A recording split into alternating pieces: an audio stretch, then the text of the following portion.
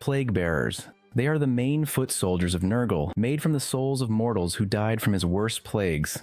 They're tall, rotting, and covered in sores, Ew. with one horn on their head Nasty. and a single cloudy eye. In battle, plague bearers fight in slow-moving groups, swinging rusted plague swords covered in filth. Even a small cut from these blades can rot flesh down to the bone. Dude, it's so bad. Like, On top of that, they're hard to kill. bleh, bleh, bleh.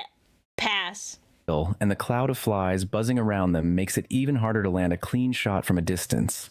Wherever they walk, the ground itself rots. That doesn't make sense to me.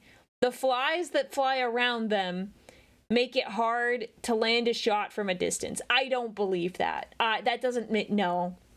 It's not like there are so many flies that it stops the projectile or you get confused as to where you're aiming. Like, a million flies actively in front of one, like, bullet projectile. They're warp flies, but they're not... They cannot stop a bullet. Or they decay the bullet. That is the most reasonable one. Thinking too much like the Emperor thing, more like Nurgle. Okay, fine, fair. Fantasy setting. And everything nearby starts to stink of death and disease. Plague bearers have a strange secondary job. They're tasked with keeping track of every new disease and every death caused by Nurgle's gifts. The problem is, they're constantly getting distracted by the fighting, so the count is never right. Still, they never stop trying, and their voices are a terrifying sign of their relentless advance. Nurglings. These are the tiny, mischievous demons who look like miniature versions of... He farted liquidly into his elbow. Nurgle himself, with bloated bellies, diseased skin, and wide, toothy grins. Nurglings swarm across the battlefield in massive piles. They're not strong individually, but in numbers they can That's a quote. That's a quote from a book about a Nurgling. Yep. overwhelm enemies or clog up machinery with their bodies. Some Nurglings also infest Nurgle's mortal champions, living inside them like parasites. In battle, they leap out to protect their host, treating them like a walking home. They also act as living palanquins, forming squirming thrones to carry Nurgle's favored champions across the battlefield. Their distant cousins, known as glitchlings, have a more technological twist. They're drawn to machines, infesting enemy vehicles, and messing with their systems. So you could say that the glitchlings give computers viruses? You can laugh now.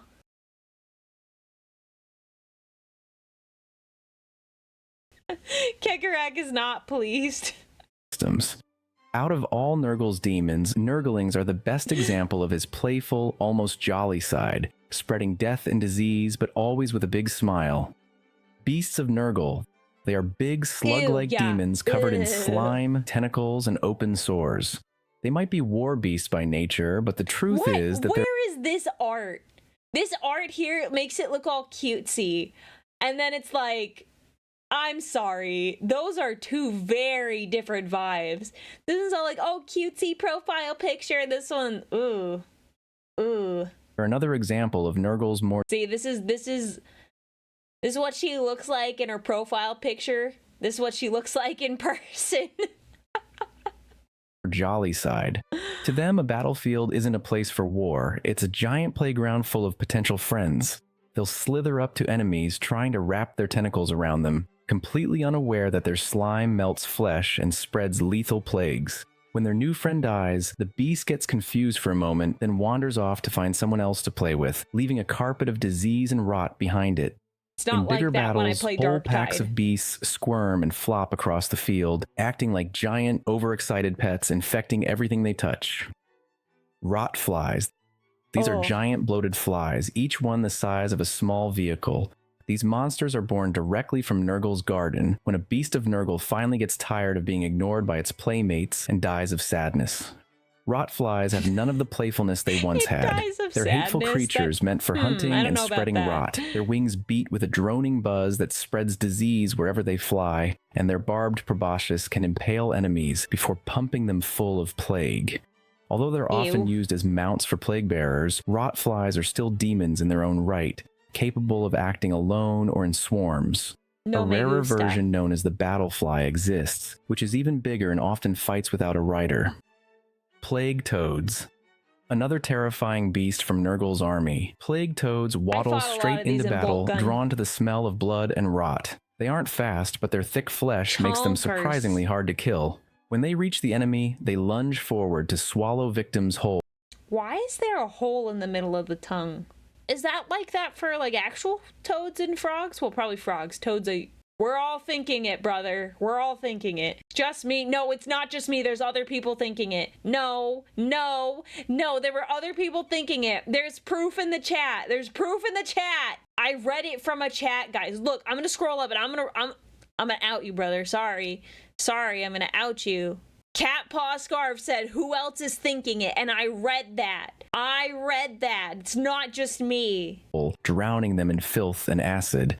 They also work like living battering rams, smashing Still a better straw than the paper ones. Ew. into enemy lines and knocking over anything that gets in their way. Sometimes, plague bearers even ride them into battle, using them as war mounts, though most of the time they simply lurk in Nurgle's swamps, blending into the landscape until a fight draws them out. Wherever they go, the ground turns to sludge and the air fills with the stink of rot. It almost Vile looks Savant. cute in that They are last one of one. Nurgle's more obscure demons, usually I've never working heard of behind the these. scenes instead of charging into battle. They are warp entities that look like bloated containment suits. Inside of them, there's no body left, just liquid flesh, vermin, and disease, held Ew. together by demonic will. When deployed, vile savants taint air and supplies with every step. They almost always work in small groups called plague cells, spreading Nurgle's gifts quietly until the whole world is rotten from the inside out. Vile savants are different from cultists and corrupted mortals. They are so devoted to Nurgle that they gave up their own flesh to become a living disease.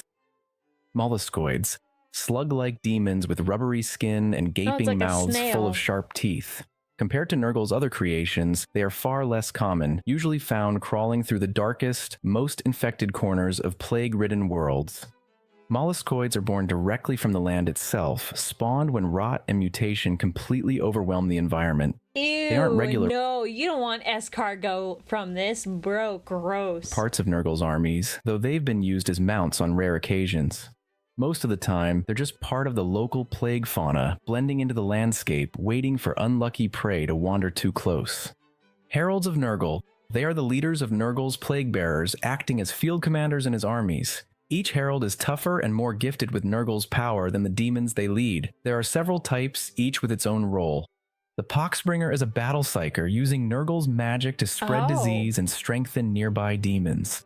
The Spoilpox Scrivener is a taskmaster, constantly Why he looks so weird? Oh, his mouth is over here? yelling at plague bearers to keep proper count of infections, all while using his massive quill as a weapon. The Sloppity Bilepiper fights with music, playing a horrid I've heard of this guy. But I'm sorry. The sloppity Bilepiper. Yeah, this guy's gross. That's like an actual, like, I know about this actual, like, cute, like, stomach right there. Like, nasty. Do not say heinous things in my chat. I was gonna say, that must be his predecessor, because... his massive quill as a weapon. The Sloppity Bilepiper fights with music, playing a horrid tune that drives the nearby demons into a frenzy. One herald, Horticulus Slimux, has even been given the role of Nurgle's chief gardener. He rides his giant snail, Mulch, across the battlefield, corrupting Mulch is a good entire name war for a zones snail. into living plague gardens. Whatever their specialty, all heralds contribute to empowering the surrounding demons, making them essential to Nurgle's war machine. Epidemius. He is the I wonder most what he important does. herald of Nurgle, known as the Plague God's chosen tallyman. All plague bearers are tasked with counting diseases and deaths, but Are they? Epidemius doesn't just track a single battle, he records the spread of Nurgle's plagues across the entire galaxy. He rides into battle on a palanquin carried by Nurglings, surrounded by scrolls, ledgers, and buzzing flies. His Nurglings serve as both bodyguards and assistants, even bleeding themselves to provide fresh ink when needed. As the battle unfolds, Epidemius counts every infection, mutation, and death in Nurgle's name, updating his records constantly. The more death and Dang. disease he records, the stronger he and nearby demons become, as if Nurgle's approval flows So directly chop into off his his servants. hands. Great Unclean Ones. The greater demons of Nurgle, massive creatures that mirror the god himself. Their bloated bodies leak filth, their guts hang open, and they are constantly surrounded by clouds of flies and swarms of Nurglings. In battle, they cause massive damage to enemy armies using gigantic rusted swords, flails, or maces, all coated in disease. They also vomit streams of filth and unleash plague magic that spreads sickness to anything nearby. Their bodies are extremely resilient, regenerating wounds almost as fast as they're inflicted. They are the generals of Nurgle's armies and have a... Sorry. Ew, they're a bunch of bureaucrats too. That's too far. They have to be stopped. I was not expecting that, but yes, there's too many bureaucrats. Unique style of commanding. Instead of barking orders, they cheer on their demons like proud uncles, encouraging them to spread Nurgle's gifts with laughter and praise. There are many notable Great Unclean Ones, each with their own feats and personality. One of them is In the your next mom. entries, we'll cover the two most important ones. Kugath Plague Father. He is the most famous Great Unclean One, known for his obsession with recreating Nurgle's greatest plague. I'm sorry. Long ago, Kugath was just a Nurgling, born in Nurgle's cauldron as the plague god brewed his perfect disease. Kugath fell into the cauldron, swallowed the entire plague, and grew into a great unclean one. Nurgle laughed it off and welcomed this turn of events, but Kugath is still determined to recreate the perfect plague he once took from his master. He rides into battle on a palanquin carried by Nurglings, turning every battlefield into a testing ground for his latest creations. Rotigus, also called the Rainmaker or Rainfather, he is one of the most feared Great Unclean Ones, known for his power over corrupted nature. Wherever he appears, floods of filth, toxic rain, and rotting plant life spread across the land. His mastery of plague magic is unmatched, and he is an extreme threat, capable of slaying entire armies with his staff. Rotigus earned Nurgle's favor by saving the Plague God's garden from a devastating fire and has conquered thousands of worlds in his name. One of his most notorious conquests was the Hive world of Nebus, where he easily shattered the Imperial defenses that had held off the Death Guard for years.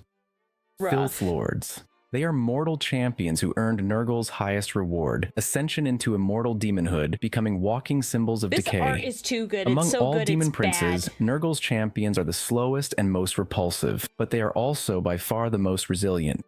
To achieve ascension, Nurgle's followers must please their god and further his goals, which always means spreading death and disease. The perfect example is Mephidast, a former plague cultist who rose to demonhood by infecting an entire Agriworld's food supply, killing billions without a single battle. His body is now a towering mass of filth, with bubonic growths and plague clouds spilling from his skin wherever he walks. Whether they lead armies or spread infection alone, all Filth Lords exist for the same reason, to carry Nurgle's blessings into the heart of every world they touch. See, this is important. You have to know your enemy in order to better fight them. Normally, I'm just like, it doesn't matter, just kill them all. But we gotta know their strengths and weaknesses here. Mortarion. He is the demon Primarch of the Death Guard, and by far the most powerful of Nurgle's demon princes.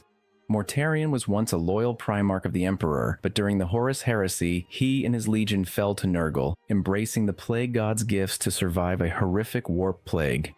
Now Mortarion's body is fused with his armor, and he has grown giant moth wings. As a demon prince, he towers over most mortals, surrounded by thick clouds of toxic fog that corrode anything nearby. In battle, Mortarion fights with Silence, his massive two-handed scythe, and the Lantern, a pistol that fires beams of searing warp energy. Combined with his psychic powers and Nurgle's endless blessings, he is nearly impossible to kill. His wounds seal themselves with rot, and even his death would likely only send him back to the warp until Nurgle sees fit to unleash him again. The Prisoner of the Emerald Cave. This is a truly obscure Nurgle demon, only ever mentioned in the novel Pandorax, which wasn't exactly well received. Still, I had to include it because it's absurdly powerful and a perfect example of how Warhammer lore sometimes... It looks like one of the terrible beasts of Moulder. It just looks like that. It's nasty. Include it because it's absurdly powerful and a perfect example of how Warhammer lore sometimes goes completely over the top. The Prisoner is a colossal, great unclean one sealed under the Death World Pythos after a battle that wiped out almost every Grey Knight and Imperial soldier sent to stop it. Even Exterminatus wouldn't guarantee its death. It's a living plague factory, constantly spawning demons from its flesh and warping its body to counter any threat. It can even devour war machines, corrupt them, and spit them back out as demon-infested horrors. To keep it sealed, the survivors had to scatter 7 hidden seals across the planet and leave behind a Grey Knight 7? force to stand eternal watch. This concludes our video. I hope you liked it, and if you did, consider dropping a sub and a comment. I will create the videos covering the other demon factions in the coming weeks, so activate the notification bell if you don't want to miss them. Very gross, very cursed.